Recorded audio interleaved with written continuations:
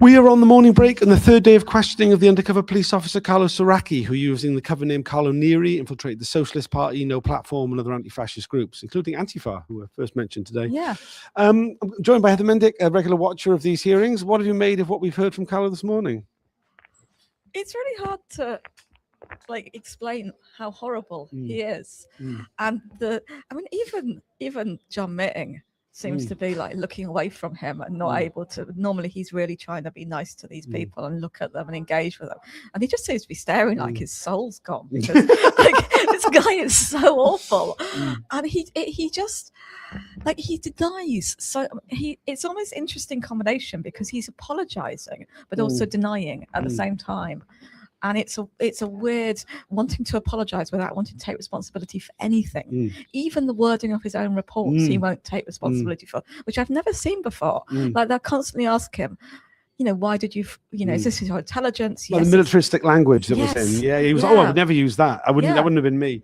And what's interesting is, I think what's coming through, despite that, one of the things that's his, we were shown some of the anti-Catholic slurs about Steve Headley, and he says, it would have been a joking environment. There was lots of jokes, there was lots of humour. That was the sort of environment it was, which is directly in contrast to what we've heard from so many of the officers. So he's admitting things despite himself almost. He's admitting a lot. Yeah, there's one report where he's reporting on, I think it's marriages, deaths, just changing circumstances, and it says. And births, and only joking. Yeah. And David Barr says this is a joke about the number of, pregnancies that arose out of the unit. I didn't even think about it like that. I just thought about he was dissing Wearies and saying that, activists don't have children, even though he's also said that Steve, that one of the slurs was the Catholic slurs where people have loads of children. It's all very contradictory. But the language. And he was like, that was a joke. That's a joke. Yeah. And the admissions as well is he admits that there was a crackdown on these relationships that happened in the unit. And that does seem to explain his different behavior than some of the other cops who just kind of kept quiet about it. Because at a certain point, he sort of says to his bosses, look, I've had two sexual relationships, long-term sexual relationships while I've been undercover, and almost seems to be doing it to get ahead of the game. And not be found out because of the consequences had shifted. So there's definitely, he's also admitting to the shifts in the unit that were happening and the ways those were playing out. And the fact that he got really, I guess the guy was swearing at him because I can't remember what phrase he uses about his boss, but it was clear he was swearing at him quite a lot. No uncertain terms, I think is what he said. There was... we saw a bunch of his reports to do with No Platform, about confronting the BNP. And it was put to him that we were shown a report, an overview on No Platform. And it went through all these police tactics, which supposedly prevented No Platform from disrupting fascist events. And this was seen as success.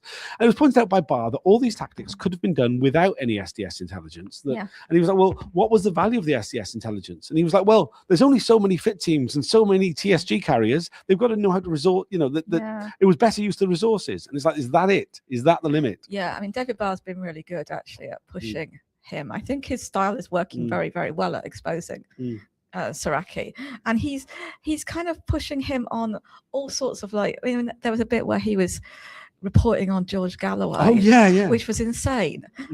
George Galloway was clearly on the way out as a Labour MP at the time, and he was talking to left-wing groups, including the Socialist Party, to sort of size up, I guess, opportunities afterwards where he might position himself. And this was reported on. And the question is something like, I think he reports something about the Stalinist tendencies of Galloway, meaning that he won't side with the Socialist Party ultimately. And then Barr says, what was Special Branch's view on the Stalinist tendencies of George Galloway? And then it's why are you even reporting on them MPs? What's the intelligence use of that? He really is pushing him on, well, why are you saying this? What do you do with it? What's the point of it? And over and over again, it's just it happened, it seems significant, so I reported it. And the Hoover thing is more evident with him than even before. It's just every single thing he heard gossiped about in the pub, he wrote down. He was quite clear. He said the vast majority of his deployment was concerned with listening to what people said in social settings, and then reporting back in conversation with my handlers, and then writing down what they thought was of use. I didn't expect them to write down things about people's medical conditions. I didn't even think about it. I just said everything that was on my mind, everything that I'd heard, and they wrote it up. Yeah, and that's sort of probably partly true, but also partly you don't say everything. Like no one can say everything that happens in their life. And there were very deliberate things, as also Barr has been good at pointing out, that he did not say. He's always saying, you know, you moved from one address to another. You moved from living with Donna McLean to living with someone else. Steve Headley, yeah. And then it's like, well, what did you tell? You obviously had to report that you were changing address. What did you tell them? So there he's not saying a lot of stuff. So the first thing is, obviously, you just can't say everything. So he is selecting what are the criteria. He'll deny that he's got any criteria. And then there are very deliberate things where he's using it to protect himself and cover up terrible things. And he obviously just... The Rent book from yesterday is another case where he was just making shit up and hiding stuff all over the place. Yeah, absolutely. I mean, I think the thing which comes across very strongly, I felt, though, was that like the nature of his deployment really was to go to the pub, to go to parties, to just be part of the social scene, be like, from what we can get, like a really key part of that social scene, you know, massively. Throwing the parties, you know, like bringing that, buying the rounds of shots, making his own booze, cooking for people. Massively, you know, and like, and it's more that than the actual, than the organizations or like the actions that he's involved with. And the other thing which is really interesting in terms of missions that's coming through is the underlying assumptions. Like there's a point at which he can't really acknowledge there's a difference between protest and, you know, serious disorder. And he even says, to me, serious disorder is not getting out of the road when you're being told to. And it's like, if that's the bar, then fuck me. Like, we're all, you know what I mean? Yeah. I mean, exactly. It's almost like the underlying idea, and these are going into reports, and presumably he's sharing the assumptions that are underlying the whole unit, the whole of special branch, is that essentially all protests should be illegal. Yes, certainly legitimate. Yes.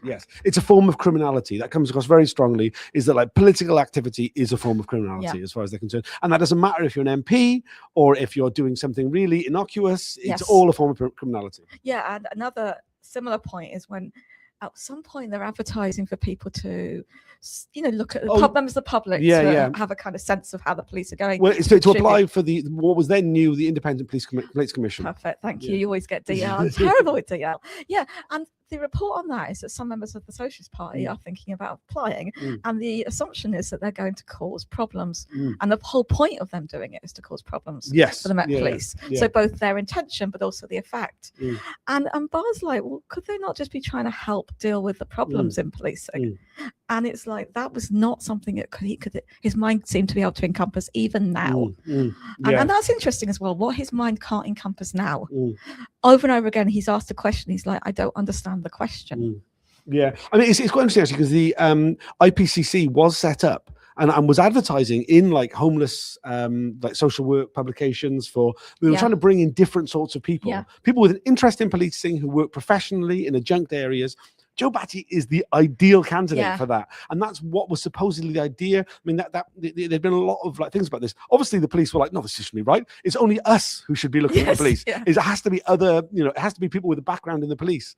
And you can see that, you know, they're like kind of, this is a major existential threat to their investigations. And how much more so that now all these people, Joe Batty and so on, are getting to talk back to the police and are getting listened to more than the police are. And actually, it's interesting that now the inquiry is taking on the language of the activists.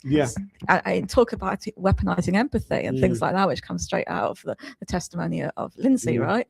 And I think that's really telling that now they must hate it so much. If they could not even encompass the idea of someone sitting on this police complaints thing, to have to listen to that and to have those questions put to them, it's really powerful. This inquiry is really powerful at the moment. Yeah, I mean, it's something which comes up a lot is people go, what's the point of the inquiry? There's never going to be any justice. There's nothing at the end of this process that's going to result in any of these men being held responsible. And I always say it's the journey. There's the only thing, it's actually them being on the stand and being questioned. I mean, that's as close as we're going to get. Right. And you need to enjoy it while it's happening. He's very uncomfortable. He's squirming. Oh my gosh, so much. He is, I mean, this is the most he'll ever get held to account for his wrongdoing. And I think like we couldn't really, I mean, like, I really dislike sort of like, you know, being too complimentary of the staff, particularly because they're just doing their jobs. But I think we couldn't hope for a better barrister than Barr to challenge an officer on these matters. Absolutely. I think he's, I mean, more than, we've been critical about him in the past, right? Sure, yeah. No, but on this one, he's really got it. Yeah. He's just every single thing he's hammering. And he's basically, I mean, he's accused him of lying. Yes, he has, yeah. And that, and sometimes indirectly, but actually directly yesterday. Yeah, Soracchi was really upset. Really upset. Yeah, he was offended. He he looked like emotional about it. But I mean, he has to be lying because he's contradicted himself so many times. One of them's got to be a lie. You know what I mean? Like, for sure. Because the person who's accusing him of lying really is himself. Because he's saying what I mean. We were some of his comments yesterday, and we were shown when we came in this morning. Some of the stuff from his written statement was directly contradicted what he told us yesterday. It's like he can't stay consistent at all. Yes, he started a slightly. So he's always saying, "I can't remember." He started doing a slightly different version of that today, which is, if I'm being honest or speaking honestly, or I can't remember the exact phrasing, I can't remember. It's almost like he's trying to defend against that accusation to stop Barr saying you're lying. And it just makes him look more dishonest. Oh, incredibly so. We've had a couple of comments. That's cool. Someone from the Free the NPR Beagles. So political activity is criminal activity, but falsifying expenses ain't. That's SDS logic, comrade. That's SDS logic. Would protesting and protest become a positive? Oh, that's interesting. Yeah. That's a really interesting comment. Yeah, quite. It's only a short break. We should probably head back in. Everybody seems to have left the room. They might have restarted already. Anything else you'd like to add? No, come on down though. I mean, I've just met someone who's come on down to see this guy. A few people. I think it really does shape how you understand policing, protests, everything. Definitely, yeah. I would really echo that. Please like, share, subscribe. All that stuff makes a huge difference to how visible this stuff is. And we'll see you on the lunch break. Bye for now.